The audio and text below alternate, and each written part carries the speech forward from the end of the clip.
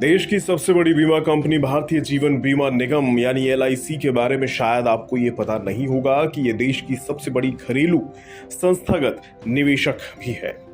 इसी वजह से एलआईसी के शेयर बाजार में खरीद फरोख्त पर सबकी नजरें रहती हैं।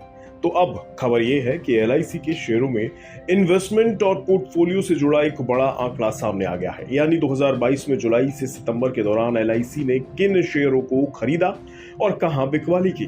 दरअसल सितंबर तिमाही के दौरान एलआईसी ने 105 शेयरों में अपनी हिस्सेदारी को घटाया है। एलआईसी ने कुल मिलाकर लिस्टेड कंपनियों में अपना स्टेक 3.87% घटा दिया है। आप ये जानकर भी हैरत में पड़ सकते हैं कि एलआईसी की शेयरों की बिकवाली की इस लिस्ट में देश की सबसे बड़ी automobile company Maruti Suzuki India सबसे ऊपर है। जिन टॉप 10 कंपनियों में एलआईसी ने शेयरों की बिकवाली की है, उनकी वैल्यू ही करीब 20,000 करोड़ रुपए है।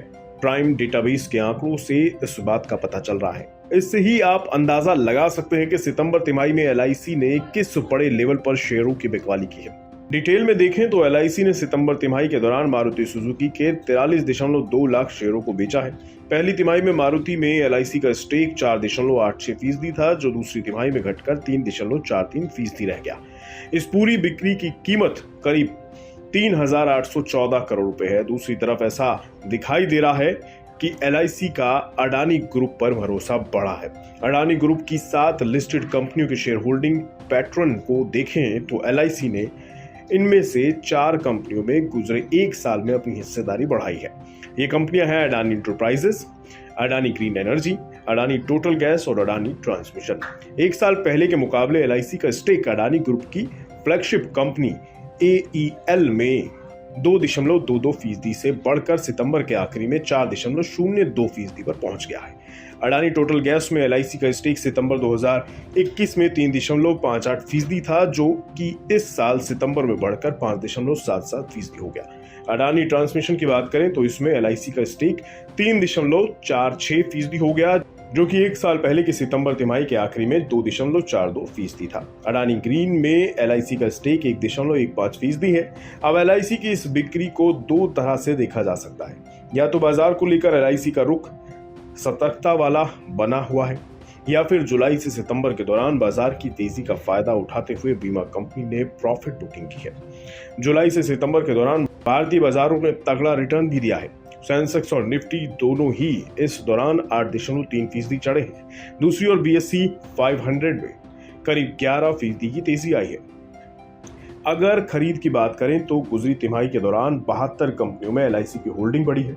इसी अवधि के दौरान इन कंपनियों के शेयरों की औसत कीमतें 7.74% चढ़ी है। दूसरी ओर जिन 105 कंपनियों में एलआईसी ने स्टेक घटाया, उनकी औसत कीमतें इस दौरान 11.31% बढ़ी हैं। मारुति सुजुकी के अलावा एलआईसी ने सितंबर तिमाही में पावर ग्रिड, सन फार्मा, एनटीपीसी और हिंदुस्तान यूनिलीवर में भी स्टेक घटाए हैं। इसके उलट Tata steel, HDFC bank, Bajaj Finserv और इंडियन ऑयल कॉर्पोरेशन उन कंपनियों में शुमार है जहां एलआईसी ने बड़ी खरीदारी की है। कुल मिलाकर देखें तो इंश्योरेंस कंपनियों की इक्विटीज में हिस्सेदारी बढ़ी है। मौजूदा फिजिकल की पहली तिमाही में बीमा कंपनियों की शेयरों में हिस्सेदारी 5.15% थी, जो कि सितंबर में खत्म तिमाही में बढ़कर 5.57% पर पहुंच गई है। इसमें भी एलआईसी का दबदबा कायम है। इंश्योरेंस कंपनियों के शेयरों में इन्वेस्टमेंट का कम से कम 69% हिस्सा अकेले एलआईसी के हाथ में है। आंकड़ों से पता चल रहा है कि बीमा कंपनियों ने फाइनेंशियल सर्विसेज और कमोडिटीज सेक्टरों में अपनी हिस्सेदारी बढ़ाई है, जबकि आईटी और एनर्जी में निवेश घटाया है।